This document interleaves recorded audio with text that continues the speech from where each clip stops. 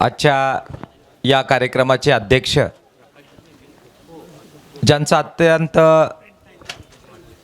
चांगलं भाषण आपण ऐकलं, ते आदरणीय संगराजी रुपवते, या तालुक्याचे आमदार, लोकप्रतिनिधी, आपल्या सर्वांचे मित्र आमदार डॉक्टर किरण लहामटे, ज्यांचं भाषण ऐकण्यासाठी आपण सगळे आतुर आहात. आणि मलासुद्धा ती संधी बिलकुल मौल्यवान अशा प्रकारची आहे. ते आहेत रावसाहेबजी कसबे, डॉक्टर आनंद देवडेकर. सकाळी ज्यांचा फोन आला, भाऊ यावं लागतं आहे अशा, आणि त्यांचा आग्रह जवळजवळ 99% तरी मी कधीही नाकारलेला नाही आहे, आत्तापर्यंत तरी नाकारलेला नाही आहे. त्या उत्कर्षाताई रुपवते, माझे मित्र विनयजी सावंत, दिलीप भांगरे साहेब, लेफ्टनंट ज्यांचं भाषण आपण ऐकलं लाड साहेब, विजय वागचौरे आले, त्यांनी आता हल्ली दाढी वाढवलेली आहे. तर विजय वागचौरे जी आहेत, अरुणजी रुपवते आहेत, मंचावरचे सर्व मान्यवर, आपल्या कमिटीचे सर्व मान्यवर आणि मित्रांनो, मी स्थानिक असल्यामुळे आणि मी नेहमी आपल्यापुढे बोलत आलेलो आहे. वेगवेगळ्या पद्धतीने आपण मोर्चांमध्ये, आंदोलनांमध्ये, कार्यक्रमांमध्ये, कधीतरी जयंत्यांच्या कार्यक्रमामध्ये आपण बोलत आलेलो आहे. त्यामुळे मी आज खूप जास्त बोलण्याची इथं औचित्य नाही, कारण हे आपलं कुटुंब आहे, आपला परिवार आहे, आणि त्यामुळे आपण बोलत राहणार आहे. आपल्याला ही 2 भाषणं फार मनापासून माझी स्वतःची इच्छा ऐकण्याची, ते म्हणजे रावसाहेबजी काय बोलणार आहे आज, वैचारिक पातळीवर ते काय आपल्याला सांगणार आहेत, आणि आनंदजी पण आपल्याला काय सांगणार आहेत, हे ऐकण्यासाठी आम्ही सगळे अकोलेकर हे फार उत्सुक आहोत. त्यामुळे वैचारिक क्षेत्रामध्ये न घुसता काही प्रॅक्टिकल 2-4 गोष्टीच मी केवळ इथे बोलू इच्छिणार आहे. आज आपण दादासाहेबांचा 101वा एक प्रकारे जन्मदिवस साजरा करतो आहे. दादासाहेबांना आपण आमच्या पिढीनं तरी केवळ आमच्या मागच्या पिढीकडून ऐकलेलं आहे. मला यादवराव नवले, जे माझे एक प्रकारचे चळवळीतले गुरु आहेत, त्यांच्याकडून अनेक किस्से हे दादासाहेबांचे ऐकायला मिळालेले आहेत. संगराजी आपण मगाशी जरा उल्लेख करत होता, आणि ते काही बरेचसे गुण तुमच्यात आणि प्रेमानंदजी रुपवते या दोघांमध्ये वक्तृत्वाचे उतरलेले आहेत. कोट्या करत बोलणं आणि लोकांना हसवत ठेवणं आणि मुद्दा न सोडता बरोबर योग्यरित्या आपलं सगळा मुद्दा कमी शब्दात मांडणं, हे जर काही गुण रुपवते कुटुंबात आलेला आहे, त्याचे अनेक किस्से यादवराव नवले यांनी मला सांगितलेले आहेत. मी महाराष्ट्रभर फिरतो आणि वेगवेगळ्या लोकांशी भेटतो. विशेषतः मराठवाड्यामध्ये जातीच्या संदर्भामध्ये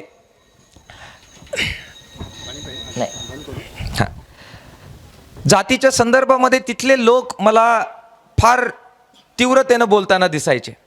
दलित चळवळीतले लोक, आमच्या चळवळीतले लोक, पण मी रिलेट करू शकायचो नाही. हे इतका कडवटपणा आहे हे मला अनुभवायला यायचं नाही. म्हणजे एक प्रसंगच मी आपल्याला सांगेल की अजूनही आत्ता अगदी की एकत्र ज्यावेळी पंगत बसते त्यावेळी अजूनही मराठवाड्यामध्ये वेगळी पंगत असते आणि वाढण्याचं भांडं वेगळं असतं. हे ज्यावेळी तिथल्या कार्यकर्त्यांनी मला सांगितलं, मी रिलेट नाही करू शकलो. असं आहे असं मी समजून घेऊ शकलो नाही. हे पचणं मला अवघड गेलं. का गेलं याचा मी ज्यावेळी विचार केला, त्यावेळेस मला असं कुठेतरी वाटलं, आणि माझे सगळे ज्येष्ठ लोक वर बसलेले ते मला चुकीचं असेल तर करेक्ट करतील, पण ही इतकी कटुता कदाचित मी ज्या भागात जन्माला आलो त्या भागामध्ये कदाचित तितकी कटुता नव्हती. त्याचं कारण काय असेल याचा मी विचार केला. त्यावेळेस एकतर आपण ज्या भागात जन्माला आलो तो भाग आदिवासी, बिगर आदिवासी, दलित अशा सगळ्या वेगवेगळ्या समूहांनी बनलेला भाग आहे. आणि त्यामुळे कदाचित असं असेल की ज्या प्रकारच्या जातीयतेच्या कटू अनुभवाचा सामना हा इतर भागामध्ये सरंजामी व्यवस्थेत इतर लोकांना अद्यापही करायला लागतो आहे, तो आपल्याकडेही लागला असणार आहे, ते मी नाकारत नाही. पण ती तीव्रता कदाचित दादासाहेब रुपवते सारखी जी माणसं होती ती मध्यवर्ती राजकारण या तालुक्यात करत होती, आणि कदाचित त्याचा परिणाम होता की ही जातीयतेची जी एक कटुता आहे ती कमी करण्यामध्ये त्याचा परिणाम झाला असेल. तुम्ही म्हणाल की त्याचा जरा तुम्ही मला सांगा, पुरावा द्या की कशाच्या आधारे तुम्ही बोलताय.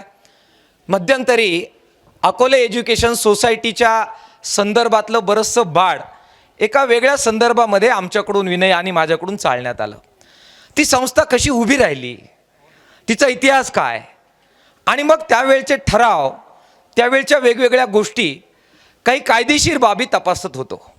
लक्षात असं येत होतं की जसं बुवासाहेब नवलेंचा त्याच्यामध्ये उभे करण्यामध्ये वाटा होता, जसा बाकी बहुजन समाजाच्या नेत्यांचा वाटा होता, त्याच्यापेक्षा तसूभर जास्त वाटा दादासाहेब रुपवतेंचा ते कॉलेज उभं करण्यामध्ये होता.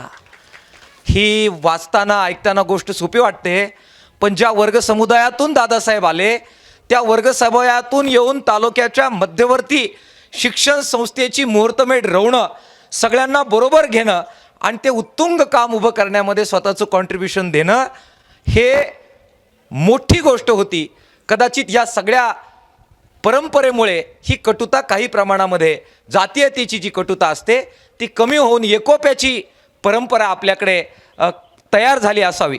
मी विजयरावांना नेहमी म्हणतो की भीम जयंती अनेक ठिकाणी अजूनही गावाच्या बाहेर साजरी होते, पण अकोल्यातली भीम जयंती आपण अनेक दिवस तालुक्याच्या मध्यवर्ती ठिकाणी, आणि केवळ एक समाज नाही, 4 नावं नव्हे, आम्ही सगळेजण, आपण सगळे एकोप्यानं साजरं करत राहिलो. त्याचं सुद्धा उत्तर ह्या मागच्या पिढीमध्ये आहे. भावांनो, आपल्याला वेळेची मर्यादा आहे, खूप शेअर करण्यासारखं आहे. प्रेमानंदजी रुपवतेंबरोबर काम करण्याचा योग आला. मी छोटा, परंतु त्यांनी ज्या प्रेमाने वागवलं, त्यांची भाषणं बोलण्याची स्टाईल ही अजूनही माझ्या मनामधून कधी जाणार नाही. पुरस्कार आपण आत्ता या ठिकाणी दिले, मला फार बरं वाटलं की तळागाळातल्या माणसांना आपण हिरलं, त्यांना सन्मानित केलं, त्यांच्या ज्या सहचारिणी आहेत त्यांना सुद्धा आपण इथे बोलवलं. मी आपल्या त्याबद्दल सुद्धा आभार व्यक्त करतो. एक छोटी सूचना त्याच्याबद्दल जरूर करेल की जाती अंताची लढाई ही स्त्रीमुक्तीच्या लढाईला बरोबर घेऊन लढली पाहिजे, हे आपलं सर्वांचं आकलन आहे. आणि म्हणून जाती अंताच्या लढाईचे आपण जे सैनिक आहोत, मला अपेक्षा मी ठेवतो की पुढच्या वेळी बरोबरीनं कर्तृत्ववान स्त्रियांचा सुद्धा सन्मान या मंचावर आपण बरोबरीनं करू आणि तो समानतेचा वारसा आपण पुढे घेऊन जाऊ. ज्यांचा सन्मान केला त्यांना आपल्या सर्वांच्या वतीनं परत एकदा खूप खूप धन्यवाद देतो. डॉक्टर किरण लहामटे मंचावर आहेत, आमचे मित्र आहेत, समवयस्क आम्ही आहोत, त्याच्यामुळे कधी योग आला बरोबर एका स्टेजवर असण्याचा की काही प्रेमाच्या सूचना करण्याचा, काही आग्रह धरण्याचा जो आमचा हक्क आहे तो मी कधी सोडत नाही. मागे एकदा आदिवासी दिनाला मी त्यांच्या स्टेजवर होतो, त्यावेळी मी त्यांना आग्रह धरला की आपल्या अकोल्याचा इतिहास, मामलेदार मारल्याचा जो इतिहास आहे तो अत्यंत उत्तुंग आणि प्रेरणादायी असा इतिहास आहे. त्याचं यशोचित अशा प्रकारचं स्मारक त्या सगळ्या स्मृतींचं झालं पाहिजे. ते म्हणाले की मी नक्की ह्याबद्दल काम करेल. आज परत डॉक्टर साहेब एक आग्रह या शेंडी गावामध्ये मला करायचा आहे. मी ज्यावेळेस अकोल्यामध्ये फिरतो, काही गोष्टी लक्षात येतात, सत्ता आपल्या ताब्यात आहे, आपण ते करू शकता. आम्ही चळवळीची माणसं, आम्ही मागण्या करणारी माणसं. आता मागण्या करण्याची स्टाईल थोडी आमची वेगळी आहे, तो भाग वेगळा आहे, परंतु आम्ही आपल्या मागण्या करणारी माणसं आहोत. स्वाभिमानाच्या त्या मागण्या आहेत. 3 गोष्टी या सगळ्या संदर्भामध्ये होण्याची गरज आहे. अर्थातच डॉक्टर किरण लहामटे एकट्याची ती जबाबदारी नव्हे, आपण चळवळ म्हणून सुद्धा ताई आपण काही त्याच्यामध्ये करू शकतो का, हे आपल्याला करावं लागेल. आपण समाज म्हणून काही करू शकतो का, हे करावं लागेल. परंतु ज्यावेळी मी बाहेर जातो त्यावेळी अकोल्यातल्या खूप उत्तुंग माणसांची नावं बाहेरची लोक घेतात. दादासाहेबांचं नाव फार आदरानं मुंबईमध्ये चळवळीमध्ये घेतलं जातं. कॉलेजला आपण नाव दिलं, खूप बरं वाटलं. आठवण तरी किमान तिथे आहे. त्या संस्थेमध्येच रुपवते परिवाराचा एखादा माणूस तरी असावा जो वैचारिक वारसा पुढे घेऊन जाईल, ही आमची भावना आहेच. आता ते किती होईल मला माहीत नाही, पण ते व्हावं हा आमचा आग्रह आहे. परंतु त्याच जोडीचं एक अजून नाव आहे, दया पवारांचं नाव, ज्याचा उल्लेख आता रुपवतेजींनी केला. मला बाहेर गेलो की अकोल्याचं म्हटलं की दया पवारच्या गावचा का रे, असे विचारणारी माणसं अजून आहेत. परंतु दया पवारांचं अकोल्यात काय शिल्लक आहे असं मला विचारलं की माझ्या अंगावर दरदरून काटा आल्याशिवाय राहत नाही. आणि मी फार प्रयत्न करून शोधल्यानंतर संगराजी मला एक वाचनालयाची जीर्ण अशा प्रकारची इमारत आणि त्याच्यावर दया पवार यांचं नाव असं धामणगावमध्ये फार शोधल्यानंतर आपल्या त्यांचं गाव एकदम धामणगाव आवारीमध्ये त्या एका भिंतीवर मला ती पाटी दिसली. आपल्याला काही करता येईल का त्या संदर्भामध्ये? दया पवारांना आठवणारं त्यांचा जो काही लिखाणाचं चळवळीचं योगदान आहे ते आपल्याला प्रेरणा देईल असं आपल्याला काही करता येईल का? डॉक्टर साहेब आपल्याला पुढाकार घ्यावा लागेल, आम्ही सगळे बरोबर राहू. पण विजूभाऊ आपल्याला ह्या गोष्टी जपायला पाहिजे. आज रावसाहेबांच्या मंचावर आपल्या समोर आहेत. ते संगमनेरमध्ये बोलत होते. परवा दिवशी एक दुसरा काहीतरी ऑकेजन होता आणि ते फार अभिमानानं सांगत होते की अरे मी अकोल्याचा आहे. त्यांना अकोल्याचा असल्याबद्दल अभिमान आहे. रावसाहेबजी तुम्ही अकोल्याचा असल्याबद्दल तुम्हाला जेवढा अभिमान आहे आम्हाला तुम्ही अकोल्याच्या असल्याबद्दल तुमच्यापेक्षा जास्त अभिमान आहे. तुमच्या स्टेजवर मला इथे सांगायचं आहे. ही माणसं, त्यांच्या आठवणी, त्यांच्या प्रेरणा या आपल्याला जपल्या पाहिजेत. ह्या सगळ्या हा आपला समृद्ध वारसा आहे आणि म्हणून त्याबद्दल मी आपल्याला आग्रह धरतो. अजून एक आग्रह मला धरायचा आहे. परवा दिवशी आम्ही एका कार्यक्रमानिमित्त रेल्वे अकोल्यातून गेली पाहिजे. आमचे नाद असतात विनयजी, त्याला काय करायचं, आम्ही आपले स्वप्न पाहत राहतो, लोक आम्हाला हसत राहतात, पण चला हरकत नाही. त्या परिषदेला गेलो. विजूभाऊंनी फोन केला की त्या संस्थेला भेट दिल्याशिवाय जायचं नाही. मी गेलो. चांगली संस्था कोतुळच्या ठिकाणी चालवतात. जात असताना आमचे मित्र आले तिथे आणि शिरकांडेजी पण आलेले आहे तिथे. ते तिकडे घेऊन जाताना मला त्यांनी स्मारक दाखवलं, कोतुळचं रेस्ट हाऊस दाखवलं. सर्वत्र अशा प्रकारची झाडं उगलेली आणि जणू काही एक प्रकारचं खंडर झालेलं. आणि दूर बोट करून त्यांनी सांगितलं हीच ती इमारत आहे जिथे कधीतरी बाबासाहेब आंबेडकर एक रात्र का होईना राहिले होते. मी गाडीतून उतरलो. आमच्या सगळ्यांच्या अंगावर काटा होता. पण त्या स्मारकाची अवस्था ही फार वेदना देणारी अवस्था होती. बाकीचे लोक काय काय जपतात, आपण हा वारसा जपूया का? स्वच्छ करता येईल का? सुंदर करता येईल का? बसण्याची जागा करता येईल का? वाचनालयाची जागा करता येईल का? विचारमंथनाची ती जागा करता येईल का? तुम्ही म्हणाल डॉक्टर मग तुम्हीच का करत नाही? नक्की मीही बरोबर राहील, परंतु आपण सगळ्यांनी जबाबदारी म्हणून या गोष्टी करण्याची आवश्यकता आहे. ताई, आपण पदस्पर्श दिन साजरा करतो, दिला आहे, खूप छान, परंतु ते करतील तेव्हा करतील. यावेळचा पदस्पर्श सोहळा आपण स्वच्छता करून आणि ते स्मारक सुंदर करून करूया का, हे जरा मला आपल्या सगळ्यांना विचारायचं आहे, कारण ती आपल्या सगळ्यांची जबाबदारी आहे. मित्रांनो, वैचारिक बाबतीमध्ये फक्त एकच मुद्दा मांडून मी संपवणार आहे की हो, काळ कटू आलेला आहे. आपल्या पुढची जी आव्हानं आहेत ती पहिल्या आव्हानांपेक्षा जास्त गंभीर आहे. कारण अधिकृतरित्या बाबासाहेब आंबेडकरांनी पुढाकार घेऊन जे संविधान लिहिलं त्या संविधानाचाच वापर करून आता मनुस्मृतीला मानणाऱ्या शक्ती आज सत्तेवर आहेत. आणि त्यांनी उभी केलेली आव्हानं जी आहेत त्या आव्हानांचा परिपाक म्हणून आज जाती अंताची चळवळ ही अधिक जटिल होताना आपल्याला दिसते आहे. आर्थिक पातळीवर सुद्धा जी सगळी घुसळण सुरू आहे त्याचा परिणाम म्हणून आता आपल्यामध्ये सुद्धा जे परिवर्तन झालेलं आहे त्याची काही बीजं आपल्याला दिसत आहेत. अस्मितांची वादळं जी आज घोंगावत आहेत त्याचा परिपाक म्हणून वर्गीय एकजूट कधी नव्हे ते अधिक धोक्यात आलेली आपल्याला दिसते आहे.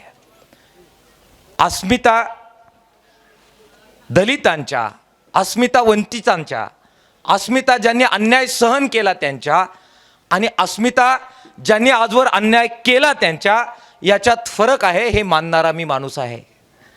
मात्र ह्या अस्मिता इतक्या टोकदार झालेल्या आहेत, तुम्ही बोलत होतात की त्या अस्मिता आता आपल्या वर्गीय एकजुटीला घातक ठरू पाहतील इतक्या टोकदार त्या होऊ घातलेल्या आहेत. या अस्मितांचा अडसर होईल अशा प्रकारे त्या विखारीरित्या खाली घुसतायत, पाझरतायत. ज्यावेळी आपण बसू त्यावेळी या अस्मितांचं काय करायचं, त्याचा वापर वर्गीय एकजुटीकडे जाण्यासाठी कसा करून घेता येईल आणि ज्या अस्मिता आपल्या वर्गीय एकजुटीला तोडू पाहत आहेत त्याचा मुकाबला करण्यासाठी आपल्याला काय उपाय केले पाहिजे याचा विचार केल्याशिवाय आजच्या काळात आपल्याला पुढे जाता येणार नाही. रावसाहेबजी माझं हे वाक्य ऐकत असताना नक्की विचार करतील की त्यांच्या काळातला झोत त्यांनी लिहिला आणि त्याचा आपल्याला उपयोग झाला, त्यामुळे परिस्थिती समजायला, विश्लेषण करायला ताकद मिळायला त्याचा उपयोग झाला. आपल्या काळातला झोत आपल्यालाच लिहावा लागेल, कारण बदलत्या परिस्थितीची जी दृष्टी आहे त्याच्यामधली आव्हानं आणि त्यांच्या काळातली आव्हानं वैचारिक पातळीवर सुद्धा बदललेली आहेत. अस्मितांच्या बद्दलची त्यांच्या काळातली सगळी विश्लेषणं आज जशीच्या तशी लागू करण्याचा काळ नाही. ते त्याचं विश्लेषण करतीलच, पण आपण याच्याकडे कसं पाहणार याचं विश्लेषण आपल्याला करून त्यातून आपल्याला मार्ग काढावा लागणार आहे. अस्मितांच्या पातळीवर दुसरा एक मुद्दा सांगून मी संपवणार आहे. तो आहे ज्या मनुवादी विचारसरणीच्या विरोधात आपण लढू पाहतो आहोत, ज्याच्या विरोधात लढण्याची मूळ जी शक्ती आहे ती बाबासाहेब आंबेडकरांकडून, अण्णाभाऊ साठेंकडून आणि त्या सगळ्या परिवाराकडून आपण घेतलेली आहे. त्या मनुवादी शक्तींनी सुद्धा आपले डावपेच बदललेले आहेत. ते डावपेच अचूकरित्या समजून न घेता नव्या जगाची लढाई आपल्याला लढता येणार नाही. त्यांनी प्रतीकाची लढाई फार तीव्र केलेली आहे.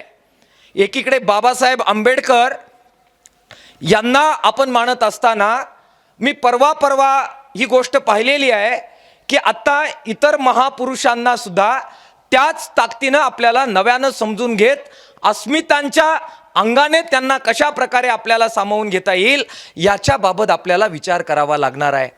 अण्णाभाऊ साठे जे खरं तर कॉम्रेड, जे लाल बावट्या अंगा खांद्यावर घेऊन संयुक्त महाराष्ट्राची लढाई लढले, त्यांचा फकीरा कोविडच्या काळात 3-4 वेळा मी वाचलेला आहे. त्याचे अनेक ग्रंथ, त्यांच्या अनेक कथा, त्याच्यामधून गावकुसाचं वर्णन त्यांनी जे केलेलं ते अप्रतिम आहे. ही सगळी माणसं आपल्याला घ्यावी लागणार आहे आणि या सगळ्या प्रतीकांना वापर करत हिंदुत्ववादी किंवा मनुवादी अस्मितांचा मुकाबला आणि डावपेचांचा मुकाबला एकजुटीनं आपल्याला करावा लागणार आहे. आपण 20 मार्चकडे आत्ता जातो आहोत. चौदार तळ्याचा सत्याग्रह 20 मार्चला झाला आणि त्याची शताब्दी आपल्याला सगळ्यांना मिळून साजरी करायची आहे. आम्ही ठरवलंय की आम्ही त्या शताब्दीसाठी महाराष्ट्रभरातून एकत्र येणार आहोत. आपल्या सगळ्यांना मी विनंती करतो की आपण ठरवूया का अकोल्यातून आपणही जाऊया आणि त्या चौदार तळ्याचं पाणी परत एकदा 20 मार्चला चाखू, ज्याने आपल्याला नव्या क्रांतीची दिशा दिली. मगाशी आमचे मित्र म्हणाले की हो, आर्थिक प्रश्नांवर कम्युनिस्टांनी जास्त भर दिला. हे अमान्य करण्याचं काही कारण नाही, परंतु आज नव्या परिस्थितीमध्ये जय भीम आणि लाल सलाम JNU मधून घुमून महाराष्ट्रभर आणि देशभर जातो आहे. हे बदललेलं वास्तव सुद्धा आपण नोट करूनच पुढे जावं लागेल.